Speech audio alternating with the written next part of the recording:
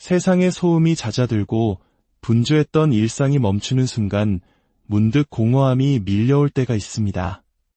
더 이상 울리지 않는 전화기, 메말라버린 격려의 말들, 그리고 한때는 당신 곁을 지키겠다던 사람들마저 조용히 발걸음을 돌릴 때, 그 모든 것이 사라진 자리에 과연 무엇이 남았습니까?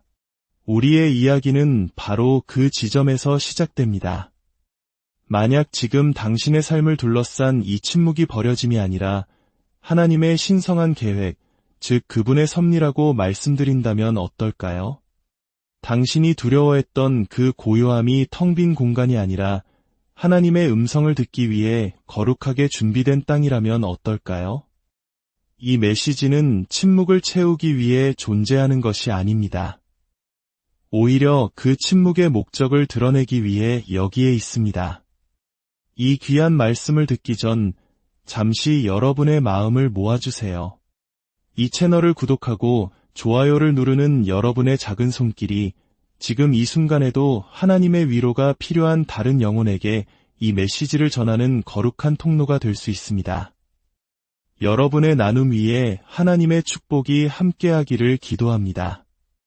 이제 지금 이 순간 자신이 보이지 않는 존재처럼 느껴지는 바로 그 한 사람에게 당신의 영혼에 직접 이야기하고 싶습니다. 너무나 많은 것을 내어주고 그토록 간절히 기도하며 흔들림 없이 믿음을 지켜왔음에도 불구하고 여전히 홀로 남겨진 것 같은 기분에 휩싸인 당신에게 말입니다. 하지만 성령님께서 제게 속삭이신 진실이 있습니다. 당신은 결코 혼자가 아닙니다. 당신은 하나님께 깊은 신뢰를 받고 있는 존재입니다. 하나님께서는 그분의 가장 위대한 역사를 시끄러운 무대 위에서 시작하지 않으십니다. 그분은 언제나 이름 없는 광야, 그 고독 속에서 시작하십니다. 출애굽기 3장에서 모세가 사막 뒤편, 황량한 광야에 홀로 섰을 때를 기억해 보십시오. 그곳에는 요란한 나팔 소리도, 쏟아지는 카메라 플래시도, 환호하는 군중도 없었습니다. 오직 떨기나무에 붙은 불꽃과 평범한 일상을 깨고 들어오는 영원한 목적을 담은 거룩한 음성뿐이었습니다. 그런 종류의 만남은 안락함 속에서는 일어나지 않습니다.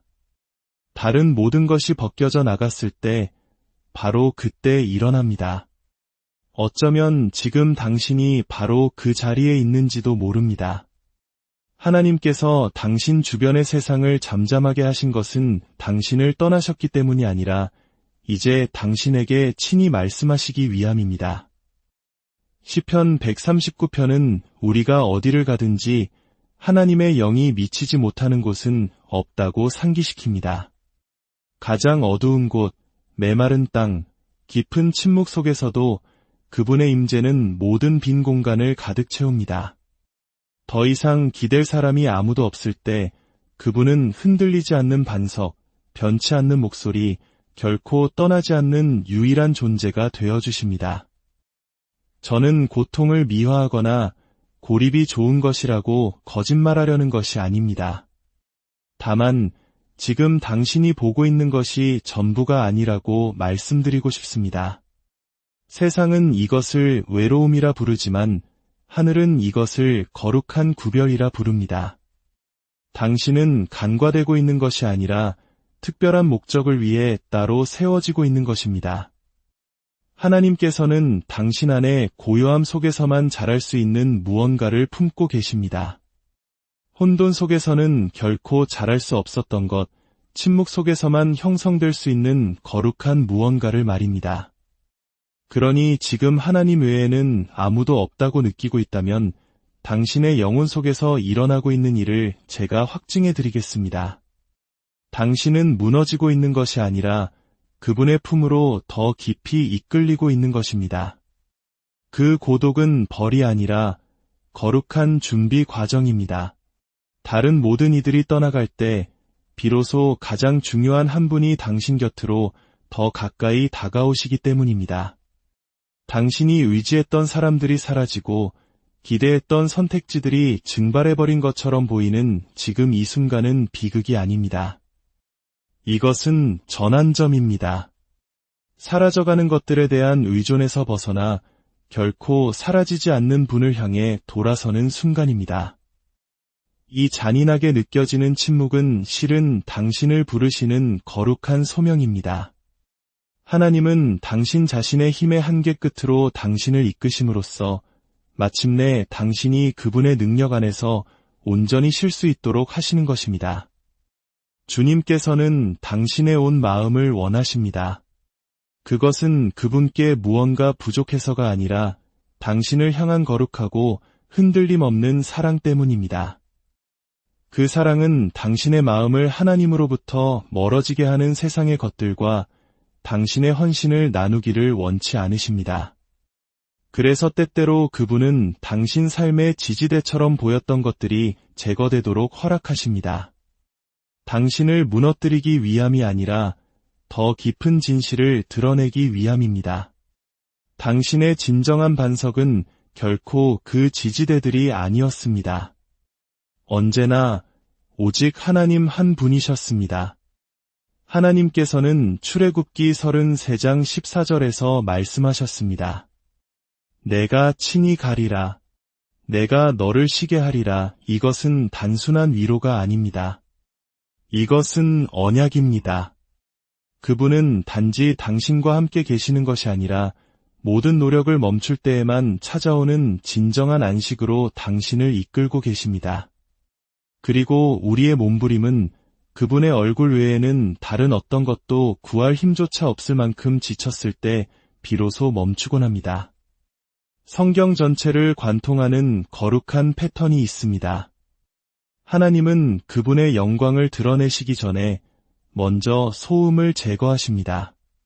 하늘에서 불이 내리기 전에 무대를 깨끗이 비우십니다.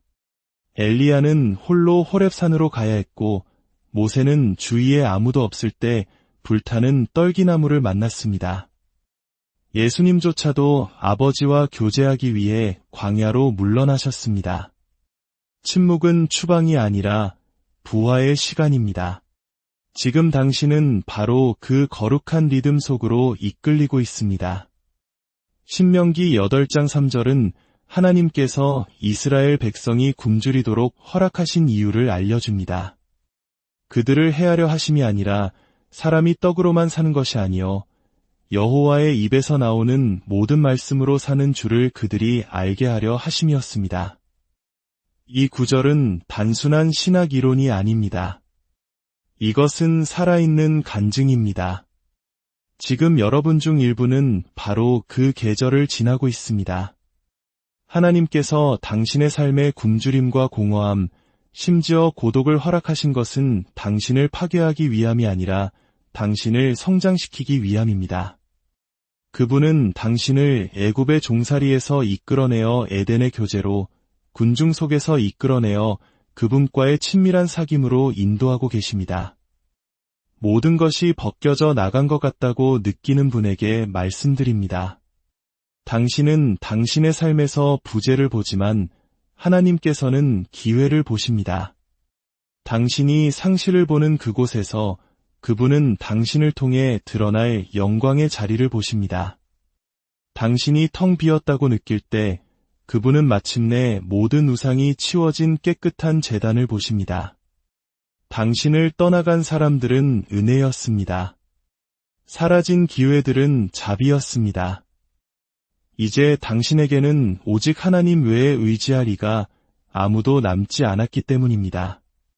그리고 그 자리가 바로 당신이 설 수 있는 가장 안전한 곳입니다.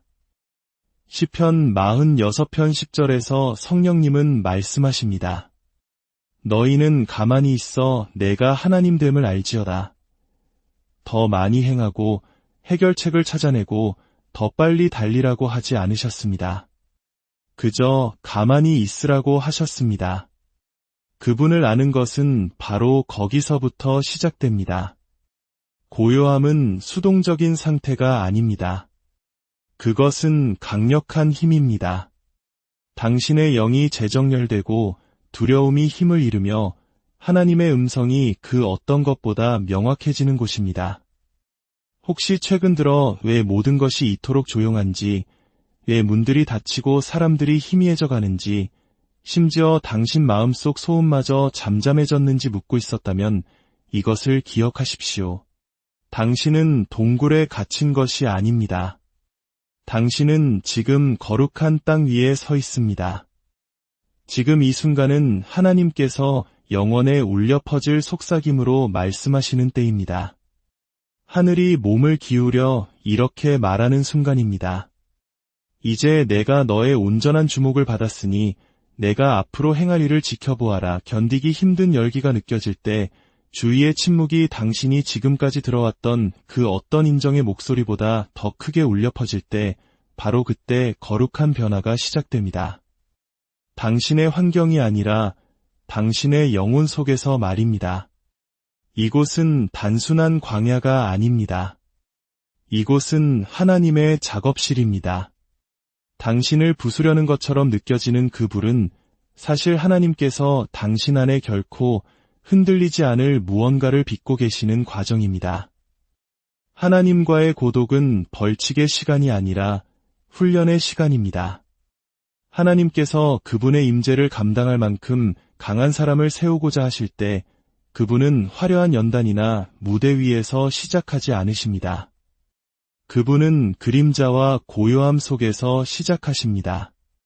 그들을 불 속으로 이끄시는 것은 파괴하기 위함이 아니라 정련하기 위함입니다. 우리 한국인들은 인내와 끈기의 민족이라고들 합니다. 전쟁의 폐허 속에서도 혹독한 경제 위기 속에서도 우리는 기도로 이겨낸 역사가 있습니다. 지금 여러분이 겪는 이 광야의 시간 또한 하나님께서 여러분의 믿음을 더욱 단단하게 만드시는 연단의 과정임을 기억하십시오. 이사야 43장 2절은 담대하게 선포합니다. 내가 불 가운데로 지날 때에 타지도 아니할 것이요 불꽃이 너를 사르지도 못하리니 이는 불이 허락되었을지언정 당신의 파멸은 결코 허락되지 않았다는 의미입니다. 그 불은 당신을 끝내기 위함이 아니라 당신을 정결하게 하기 위해 허락된 것입니다. 세상은 불을 위협으로 보지만 하늘은 불을 준비의 과정으로 봅니다. 모세를 보십시오. 그의 진정한 소명은 파라오의 안락한 궁전에서 시작된 것이 아니라 미디안 광야의 척박함 속에서 시작되었습니다. 자신의 힘으로 세상을 바꾸려 했던 한 남자가 불타는 떨기나무 앞에 서기 훨씬 이전에 바로 그 사막에서 겸손해지고 재창조되고 구원자로 준비되었습니다. 그의 고독은 형벌이 아니었습니다. 그것은 온전한 순복을 이끌어내는 압력이었습니다. 다윗을 기억하십시오. 그는 왕좌 위에서 만들어진 것이 아니라 들판과 동굴 속에서 빚어졌습니다. 왕관이 그의 머리에 닿기 전에 그는 자신이 충성스럽게 섬겼던 이들에게조차 쫓기고 거절당하고 오해받았습니다. 하지만 그 동굴에서 흘린 모든 눈물, 버림받았다고 느꼈던 모든 밤이 바로 하나님께서 준비하신 연단의 불길이었습니다. 말라기 3장 3절은 말합니다. 그가 은을 연단하여 깨끗하게 하는 자같이 앉아서 하나님은 당신이 불 속에 있는 동안 뒤로 물러서지 않으십니다. 그분은 더 가까이 다가오십니다. 당신 곁에 앉아 계십니다. 그 과정이 너무나 정밀하기에 그분은 모든 순간을 세밀하게 지켜보십니다. 오늘 당신이 시련과 시험의 열기를 느끼며 불 속에 있다면 이 음성을 들으십시오. 당신은 혼자가 아니며 버려진 것이 아닙니다. 당신은 지금 진품으로 인증받고 있습니다. 당신은 간과되고 있는 것이 아니라 당신 위에 임할 영광의 무게를 감당할 수 있도록 전면적으로 개조되고 재형성되고 있습니다. 그 불은 박수갈채가 결코 할 수 없었던 일을 하고 있습니다. 불순물을 제거하고 당신이 인간의 인정이 아닌 하나님의 확신에 기대도록 만들고 있습니다. 때로 인간적인 거절은 하나님의 가장 깊은 연단을 위장한 모습일 때가 많습니다.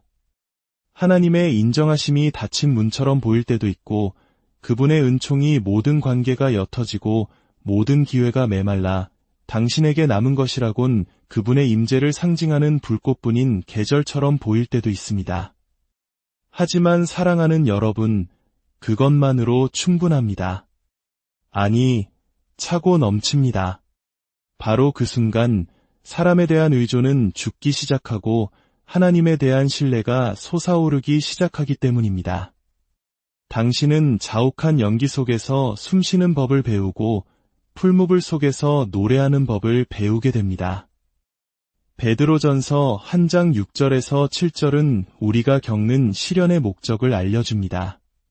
너희 믿음의 확실함은 불로 연단하여도 없어질 금보다 더 귀하여 예수 그리스도께서 나타나실 때에 칭찬과 영광과 존귀를 얻게 할 것이니라. 그 불은 우회로가 아니라 운명을 위장한 길입니다. 당신이 느끼는 열기는 하나님과의 거리가 멀다는 신호가 아니라 하늘이 가까이에서 당신 영혼의 모든 세세한 부분을 직접 빚고 있다는 증거입니다. 그러니 불에서 도망치지 마십시오. 광야를 저주하지 마십시오. 침묵에 분개하지 마십시오. 당신의 마음이 정결해지는 곳은 바로 고독 속입니다. 당신에게 부어진 기름 부음이 증폭되는 곳은 이름 없는 어둠 속입니다. 그리고 바로 이 뜨거운 순간 속에서 하나님은 거룩한 것을 담기에 합당한 그릇을 만들고 계십니다. 당신에게서는 연기 냄새가 나지 않을 것입니다. 당신은 영광으로 빛나게 될 것입니다. 불꽃 가운데 굳건히 서 계십시오. 이 모든 것이 끝났을 때 당신은 단지 정련되는 것을 넘어 마침내 세상에 드러나게 될 것입니다. 우리는 건축이라고 하면 보통 진척되는 과정을 상상합니다. 철골이 올라가고 벽이 세워지며 청사진이 현실이 되는 모습을 떠올립니다. 하지만 무언가가 세워지기 전에는 언제나 허무는 과정이 먼저 있습니다. 낡은 것은 벗겨내야 하고 약한 것은 보강해야 하며 기초는 견고하게 다져져야 합니다. 어쩌면 지금 당신이 바로 그 자리에 있는지도 모릅니다. 폐허가 아니라 부활의 가장 원초적인 단계의 말입니다. 당신은 수리 불가능할 정도로 부서진 것이 아닙니다. 당신은 소명의 무게 아래에서도 결코 무너지지 않을 무언가로 지어지고 있습니다. 사탄은 당신이 당신의 삶을 보며 흩어진 조각들, 고통의 파편들, 실망, 응답받지 못한 기도들을 보게 하려 합니다. 그러나 하늘은 바로 그 똑같은 장면을 보며 생명을 얻어가는 청사진을 봅니다. 당신이 견뎌온 침묵, 비밀리에 치러온 전투, 베개를 흠뻑 적신 눈물. 이것들은 약함의 징표가 아닙니다. 이것들은 수면 아래에서 빚어지고 있는 강인함의 거룩한 징표입니다. 하나님은 시작하신 일을 절대 포기하지 않으십니다. 그분은 시작하신 것을 반드시 끝내십니다. 그분은 여전히 당신의 삶 속에서 일하고 계십니다. 당신은 멈춰 있는 것이 아니라 강해지고 있는 것입니다. 잊혀진 것이 아니라 빚어지고 있는 것입니다. 로마서 8장 28절은 우리에게 상기시킵니다. 우리가 알거니와 하나님을 사랑하는 자곧 그의 뜻대로 부르심을 입은 자들에게는 모든 것이 합력하여 선을 이루느니라. 이것은 당신을 부서뜨렸던 것조차도 당신을 세우는 데 사용되고 있다는 의미입니다. 은혜는 실패를 덮는 부드러운 담요가 아닙니다. 그것은 영혼 속의 강철입니다.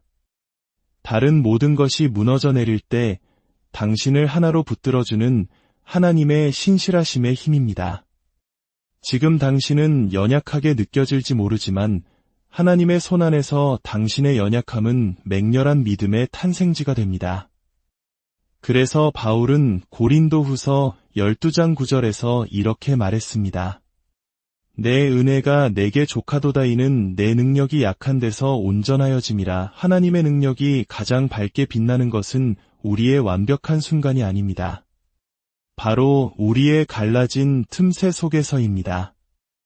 아마 여러분 중에는 나는 너무 많이 망가져서 쓰임받을 수 없어라고 생각해온 분들이 있을 것입니다. 그러나 사랑하는 여러분, 하나님은 손상된 그릇을 버리지 않으십니다. 그분은 그 그릇을 더 위대한 목적으로 채우십니다. 기름은 으깨진 올리브에서 흘러나오고 향기는 깨진 옥합에서 퍼져나갑니다. 당신의 깨어짐은 당신이 자격 미달이라는 증거가 아닙니다. 그것은 당신이 선택받았다는 확증입니다. 세상은 그것을 붕괴라고 낙인 찍을지 모르지만 하나님은 그것을 건축이라고 부르십니다. 그분은 당신을 벌거벗은 채로 남겨두기 위해 허무시는 것이 아닙니다. 그분은 아름다운 것을 지을 공간을 만들고 계십니다. 이사야 61장 3절을 보십시오. 하나님은 죄를 대신하여 화관을, 슬픔을 대신하여 기쁨의 기름을, 근심하는 영을 대신하여 찬송의 옷을 주시겠다고 약속하십니다. 이는 한때 쓰레기처럼 보였던 것들이 짜여져 예배가 될 것임을 의미합니다. 당신은 단지 치유받는 것이 아니라 사명의 옷을 입게 됩니다. 당신은 단지 일어서는 것이 아니라 일어서는 그 과정 속에서 기름 부음을 받습니다. 지금 당신의 마음에 직접 말씀드립니다. 당신이 걷고 있는 이 길은 당신 이야기의 끝이 아닙니다. 그것은 당신이라는 존재가 되어가는 과정의 비계입니다. 당신은 주위를 둘러보며 왜 어떤 것들이 무너져야만 했는지 의아해할지 모릅니다. 그러나 저를 믿으십시오. 무너진 것은 영원히 지속될 운명이 아니었습니다. 하나님은 영원한 것을 위한 자리를 만들기 위해 일시적인 것을 제거하십니다. 당신은 당신의 가치를 잃은 것이 아닙니다. 당신은 단지 하나님께서 당신의 삶에 두시려는 것을 감당할 수 없었던 과거의 당신을 잃었을 뿐입니다. 당신의 역량이 확장될 수 있도록 그 낡은 구조물은 제거되어야만 했습니다.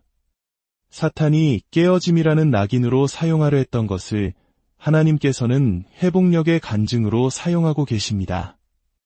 그러니 고통을 형벌과 혼동하지 마십시오. 이것은 준비 과정입니다. 당신은 하나님께서 버리신 프로젝트가 아닙니다. 당신은 진행 중인 그분의 걸작입니다. 그리고 하늘은 아직 당신을 향한 일을 끝내지 않았습니다. 도구들은 여전히 나와 있고 작업은 계속 진행 중입니다.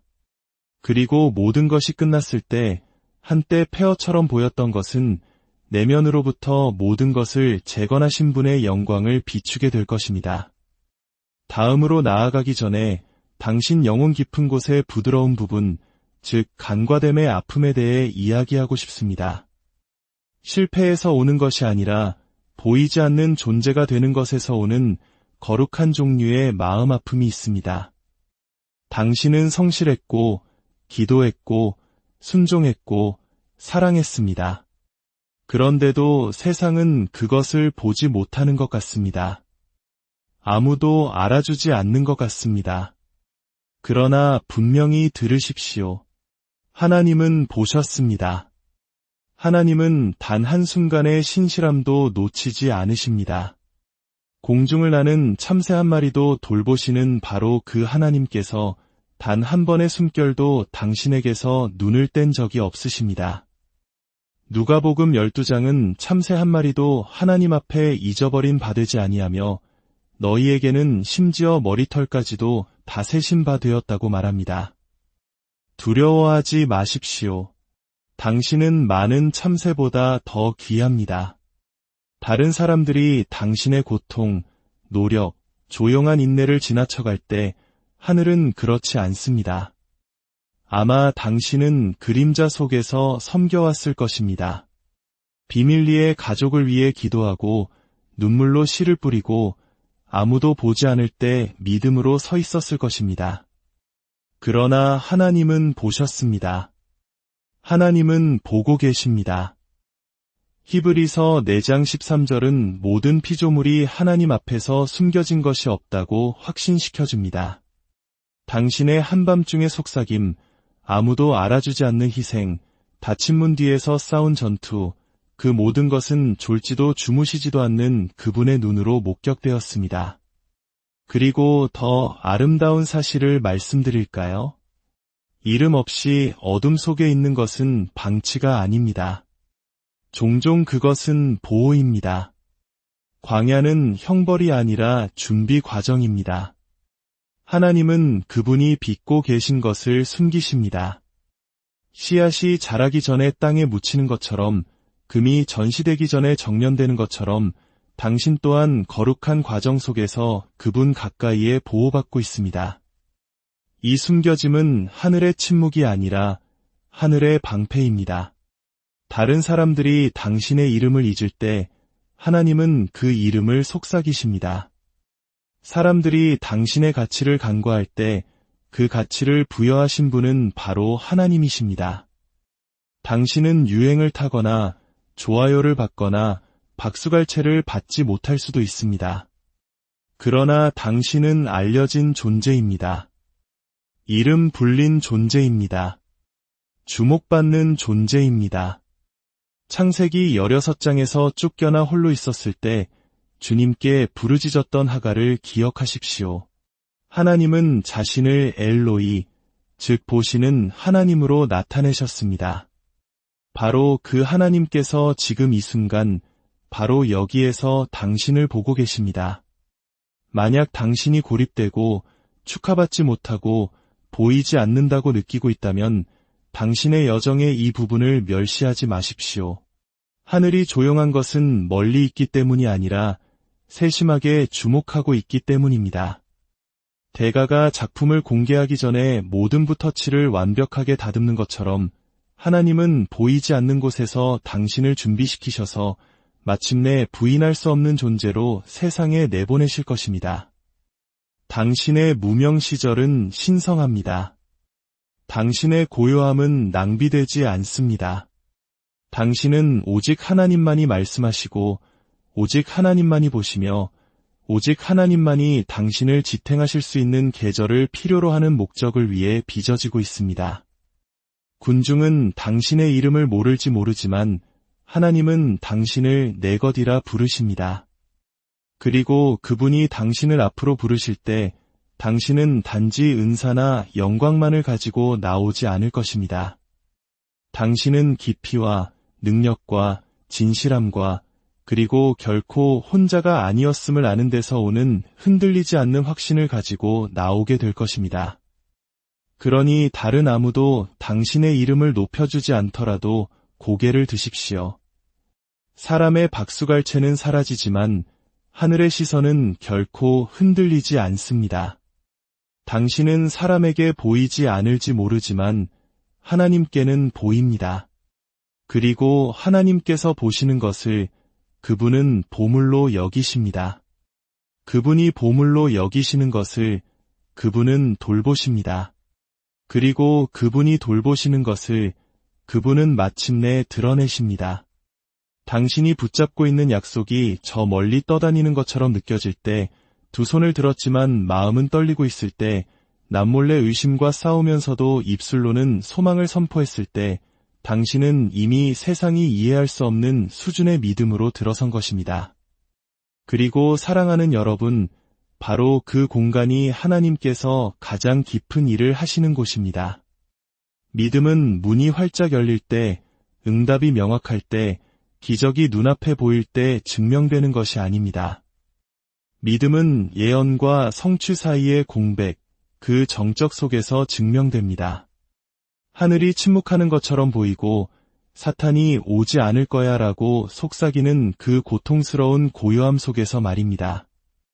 그러나 하나님의 자녀인 당신은 무너지지 않았습니다. 당신은 돌아서지 않았습니다.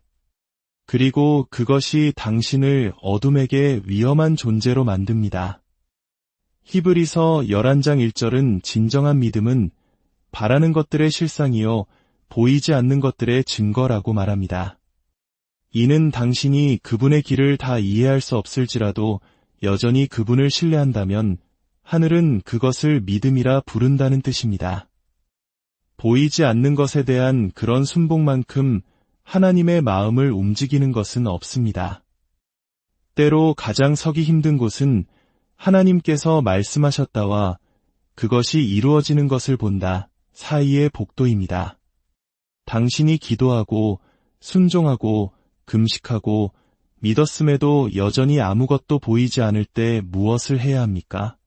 당신은 인내합니다. 당신은 예배합니다. 당신은 신뢰 속에 뿌리를 내립니다. 그것은 약함이 아닙니다. 그것은 영적 성숙입니다. 바로 그때 당신의 믿음이 피상적인 것에서 실체적인 것으로 변합니다. 로마서 4장은 아브라함에 대해 말합니다. 그는 하나님의 약속을 의심하지 않고 믿음이 약하여지지 아니하고 도리어 믿음이 견고하여져서 하나님께 영광을 돌리며 약속하신 그것을 또한 능히 이루실 줄을 확신하였습니다. 당신의 다은 당신의 감정이 아니라 그분이 누구이신가에 있습니다. 혹시 그 침묵이 사실은 하늘이 당신에게 더 가까이 귀 기울이고 있는 것이라고 생각해 본 적 있습니까? 그 공허함이 형벌이 아니라 준비 과정이라면요? 그 고요함이 하나님께서 잊으셨다는 뜻이 아니라 그분이 당신을 빚고 계시다는 의미라면요? 때로 예언 뒤에는 침묵이 따릅니다. 그것이 실패했기 때문이 아니라 성숙하고 있기 때문입니다. 당신이 필요할 줄도 몰랐던 깊은 뿌리를 내리고 있기 때문입니다. 주변의 모든 것이 놓아버리라고 말할 때에도 여전히 붙들고 있는 당신에게 이 메시지를 전합니다. 당신은 뒤처진 것이 아닙니다. 당신은 간과된 것이 아닙니다. 당신이 지쳤다고 해서 믿음이 없는 것이 아닙니다. 인내는 예배의 한 형태입니다. 그것은 하늘이 결코 무시하지 않는 종류의 헌물입니다. 그것은 눈에 보이는 불은 없고 오직 순복만이 있는 제단에서 피어오르는 향기입니다. 쉽다고 가장할 필요는 없습니다. 그저 하나님, 그럼에도 불구하고 당신을 신뢰합니다. 라고 계속해서 말하기만 하면 됩니다. 당신이 두려움에 동의하기를 거부할 때마다 의심의 목소리를 예배의 속삭임으로 잠재울 때마다 당신은 깨닫지도 못하는 사이에 전투에서 승리하고 있는 것입니다. 만약 당신이 미지의 영역에 서 있다면 굳건히 서 계십시오. 약속하신 바로 그 하나님께서 성취하시는 바로 그 하나님이시기 때문입니다. 당신의 믿음은 무시당하고 있는 것이 아니라 시험받고 있는 것입니다. 당신을 무너뜨리기 위함이 아니라 당신을 축복하기 위함입니다. 침묵을 이겨낸 믿음은 산을 옮기는 믿음이 되기 때문입니다. 그리고 사랑하는 여러분, 당신의 믿음은 이미 하늘에서 무언가를 움직이고 있습니다. 힘이 다하고 박수 소리가 잦아들 때 당신이 해온 모든 노력이 겨우 물에 떠 있는 것처럼 느껴질 때 사랑하는 여러분, 당신은 실패하고 있는 것이 아닙니다. 당신은 마침내 도착하고 있는 것입니다. 당신의 노력이 끝나고 그분의 은혜가 시작되는 바로 그 문턱에 서 있는 것입니다. 그것은 패배가 아니라 구원입니다. 어느샌가 우리는 힘을 갑옷처럼 입고 지친 모습을 수치처럼 숨기도록 배워왔습니다. 그러나 하나님은 당신에게 천하무적이 되라고 요구하신 적이 없습니다. 그분은 당신에게 순복하라고 요청하셨습니다. 완벽함을 요구하신 적이 없으십니다. 그분은 은혜를 베푸셨습니다. 만약 당신이 무너져 내리고 있다고 느낀다면 그것은 아마도 당신이 취했던 가장 거룩한 자세일 것입니다. 왜냐하면 당신이 자신의 힘의 한계 끝에서 무너질 때 하늘의 손이 당신을 붙잡으시기 때문입니다. 마태복음 11장 28절에서 예수님께서 하신 말씀이 바로 이것입니다. 수고하고 무거운 짐 진 자들아, 다 내게로 오라. 내가 너희를 쉬게 하리라. 그분은 조언을 하고 계셨던 것이 아닙니다. 그분은 자기 자신을 내어주고 계셨습니다. 개념으로서의 은혜가 아니라 인격으로서, 임재로서 당신이 고통받는 것을 지켜보기만 하는 것이 아니라 당신 스스로 다음 발걸음을 내디딜 수 없을 때 개입하시는 능력으로서의 은혜를 말입니다. 당신의 육신과 마음은 쇠약해질 수 있으나 하나님은 영원히 당신 마음의 힘이시며 당신의 분기시십니다. 당신의 실패는 당신 이야기의 끝이 아닙니다. 그것은 그분의 능력이 당신 안에서 일어설 수 있는 바로 그 기초입니다. 종종 우리는 은혜가 우리가 잘 다듬어지고 침착하고 자신감 있을 때를 위해 준비된 것이라고 믿습니다. 그러나 은혜는 날 것 그대로의 공간, 떨리는 순간, 추한 울음과 하나님, 저는 할 수 없습니다. 라는 속삭이는 기도 속에서 가장 활발하게 움직입니다. 바로 그때 하늘이 귀 기울이고 내가 할 수 있다고 응답하십니다. 당신은 모든 것을 짊어지도록 창조되지 않았습니다. 당신이 충분하지 않아도 됩니다. 왜냐하면 그분께서 이미 충분하시기 때문입니다. 이사야 40장 29절은 선포합니다. 피곤한 자에게는 능력을 주시며 무능한 자에게는 힘을 더하시나니 교만한 자나 유능한 자에게가 아니라 약한 자에게, 깨어진 자에게, 자기 자신의 끝에 이르렀음에도 불구하고 순복의 저편에 더 많은 것이 있음을 믿을 용기를 가진 자들에게 말입니다. 때로 우리는 포기하는 것이 내려놓는 것이라고 생각합니다. 그러나 하나님의 임재 안에서 내려놓는 것은 사실 더 위대한 것을 붙잡는 것입니다. 모든 결과를 통제하려는 욕구, 모든 세부 사항을 완벽하게 하려는 욕구, 깨진 것을 모두 스스로 고치려는 욕구를 내려놓을 때 당신은 마침내 하나님께서 움직이실 공간을 만듭니다. 당신의 손은 통제로 꽉 쥐어져 있는 동시에 받기 위해 열려 있을 수는 없습니다. 당신의 영혼에 난 균열은 실패의 표시가 아닙니다. 그것은 그분의 영광이 들어오는 입구입니다. 당신이 당신의 벽에 부딪히는 순간은 그분의 바람이 당신의 힘으로는 결코 갈 수 없었던 곳까지 당신을 데려가기 시작하는 순간입니다. 당신의 공허함은 끝이 아닙니다.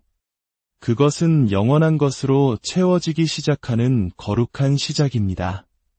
은혜는 지체되지 않습니다. 멀리 있지 않습니다. 바로 지금 여기에 있으며 당신을 향해 손을 뻗고 있습니다. 당신이 자격이 있어서가 아니라 그분이 바로 그런 분이시기 때문입니다. 혹시 당신은 하나님의 과정을 당신 개인의 실패로 오해한 적이 있습니까? 당신의 더딘 진전, 응답 없는 기도, 미완성된 장들을 보며 조용히 아마도 내가 문제일 거야라고 결론 내린 적이 있습니까?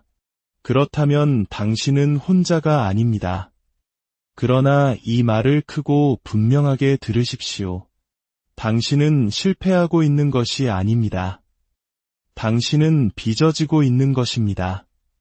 세상은 속도, 성공, 화려함을 찬양하지만 하나님께서는 순복을 기뻐하십니다. 신실함을 기뻐하십니다. 넘어진 후에도 다시 일어나 나는 여전히 믿습니다. 라고 말하는 사람을 기뻐하십니다. 잠언 24장 16절은 말합니다. 대저 의인은 7번 넘어질지라도 다시 일어나려니와 의인은 결코 넘어지지 않는다고 말하지 않습니다.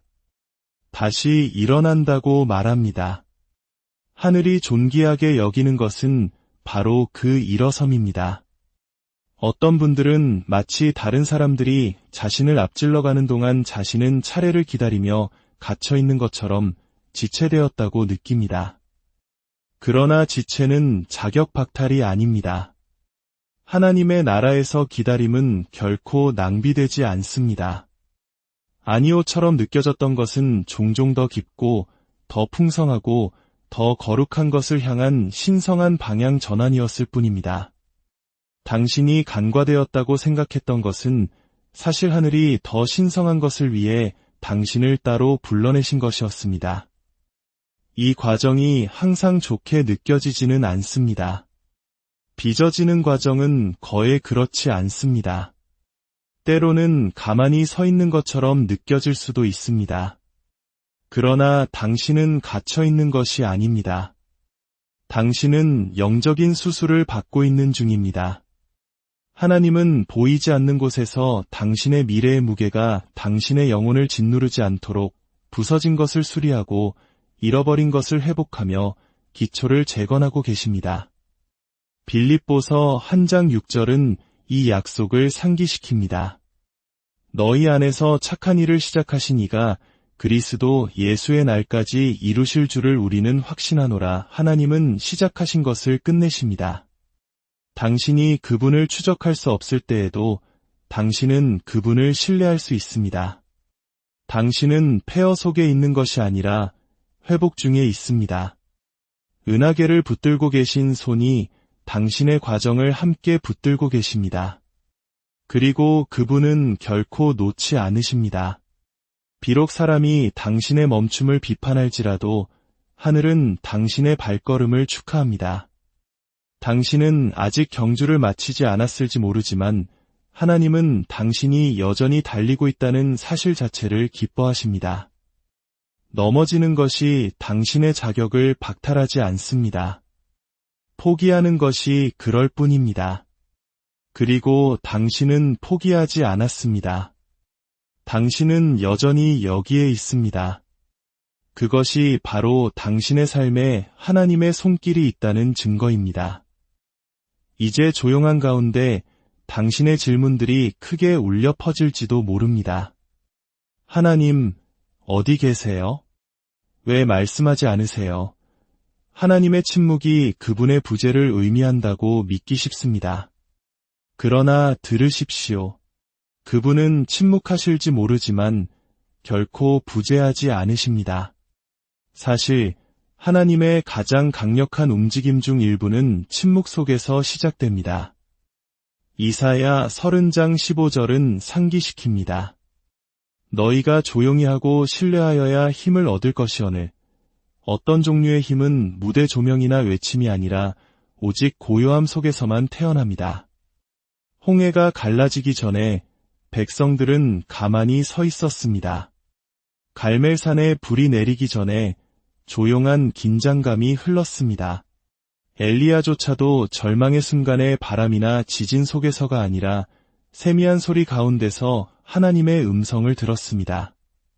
그 거룩한 침묵은 능력이 없는 것이 아니라 임재로 가득 차 있었습니다. 어쩌면 지금 하나님께서 이 조용함 속에서 당신을 가지치기 하고 계신지도 모릅니다. 열매를 드러내시기 전에 더 깊이 파고 방해물들을 제거하며 뿌리를 준비하고 계신 것입니다. 침묵은 하늘의 가지치기 방입니다. 이 계절은 더 많은 노력을 요구하지 않습니다. 더 깊은 순종을 초대합니다. 예레미야애가 3장 26절은 말합니다. 사람이 여호와의 구원을 바라고 잠잠히 기다림이 좋도다. 조용함을 멸시하지 마십시오. 그것을 받아들이십시오. 고요함을 소음으로 채우려 서두르지 마십시오. 그것을 기도로 채우십시오.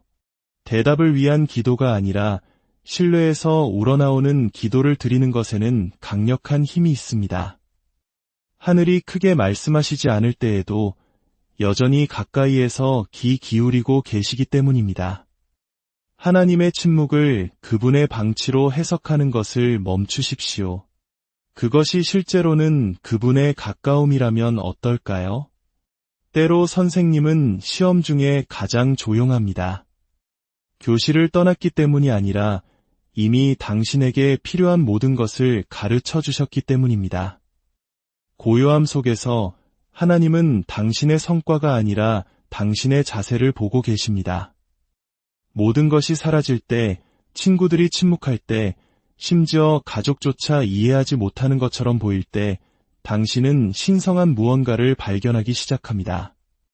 만약 당신에게 여전히 하나님이 계시다면 당신은 차고 넘치도록 가진 것입니다. 당신이 사람, 지위, 직책을 잃었을지 모르지만 하나님을 잃지 않았다면 당신은 회복될 수 없는 어떤 것도 잃지 않은 것입니다. 사실 당신에게 남은 것이 하나님뿐일 때 비로소 당신은 처음부터 필요했던 것이 그분뿐이었음을 깨닫게 됩니다. 세상은 떠나갈지 모르지만 하나님은 결코 그렇게 하지 않으십니다. 신명기 31장 6절은 말합니다. 강하고 담대하라. 이는 내 하나님 여호와 그가 너와 함께 가시며 결코 너를 떠나지 아니하시며 버리지 아니하실 것임이라. 그것은 단순한 격려가 아닙니다. 그것은 언약입니다. 인간의 지지가 사라질 때 신성한 힘이 솟아오릅니다. 당신은 고독 속에서 약해지는 것이 아니라 영적으로 더 강해지고 있습니다.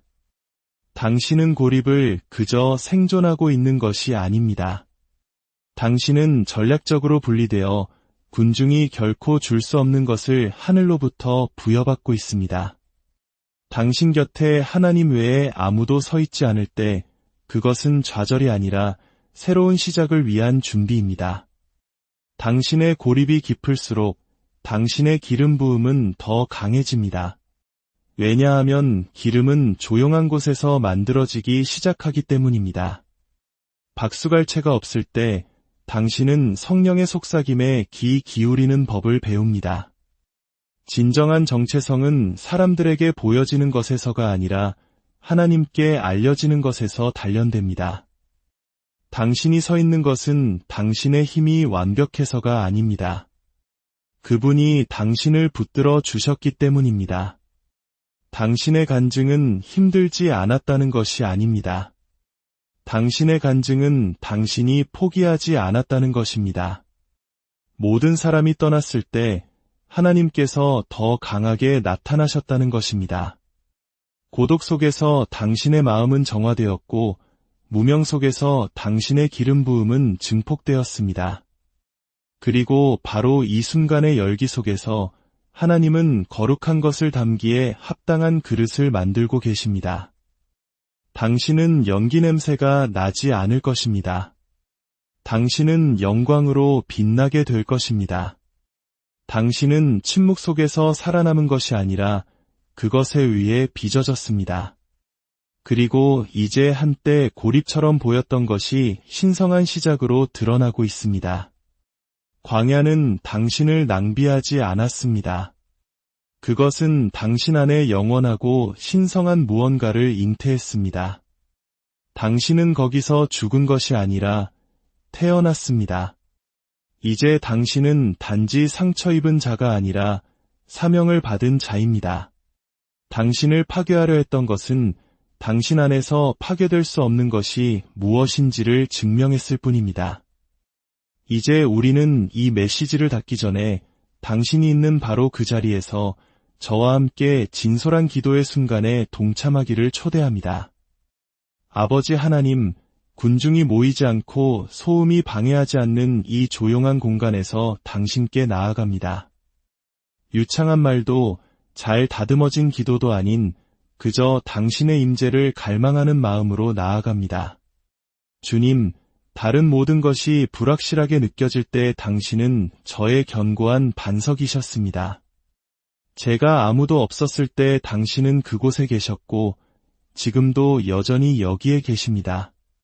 세상이 등을 돌렸을 때 당신은 인내와 사랑으로 언제나 가까이에서 제 마음의 문을 두드리셨습니다. 침묵 속에서도 가까이 머무시며 보이지 않는 싸움에서 저를 붙드시며 제 믿음이 작게 느껴질 때조차 신실하셨음에 감사드립니다.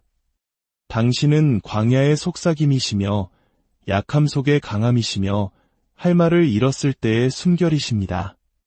지금 저와 함께 듣고 있는 모든 무거운 마음들을 주님께 올려드립니다. 잊혀졌다고 느끼는 이들에게는 그들이 알려진 존재임을 상기시켜 주시고 지친 이들에게는 영혼의 새 힘을 주시옵소서.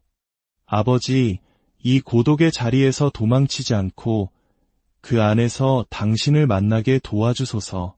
당신 외에 아무도 없을 때 제가 상상했던 것보다 더 많은 것을 가졌음을 가르쳐 주소서. 조용함 속에서 보물을, 멈춤 속에서 목적을, 고독 속에서 힘을 찾는 법을 보여주소서. 지금 이 순간, 하나님, 저는 항복합니다. 모든 것을 이해해서가 아니라 제 자신의 끝에 이르렀을 때 그곳에서 기다리고 계시는 당신을 발견했기 때문입니다. 제 시간표, 제 계획, 제 노력을 내려놓고 신뢰를 붙잡습니다. 제가 볼 수 없는 곳에서 당신이 일하고 계심을, 이 침묵 속에서 신성한 무언가를 짓고 계심을 믿기로 선택합니다. 주님, 당신만으로 충분합니다. 당신은 나의 분깃이시며 나의 목자시며 나의 닻이십니다. 당신은 변하는 세상 속 유일한 불변이십니다. 당신은 저의 마지막 수단이 아니라 저의 첫사랑이십니다. 당신과 함께 홀로 서면서도 여전히 강하게 서는 법을 가르쳐 주소서. 그리고 당신이 저를 일으켜 세우실 때 제가 이 순간을 결코 잊지 않게 하소서. 당신 외에는 아무것도 없었음에도 온전했던 것이 어떤 느낌이었는지 결코 잊지 않게 하소서. 이 거룩한 고요함 속에서 당신을 신뢰합니다. 당신을 존귀하게 여기며 당신이 행하실 일뿐만 아니라 당신이 누구이신가 때문에 당신을 기다립니다. 거룩하시고 능하신 예수 그리스도의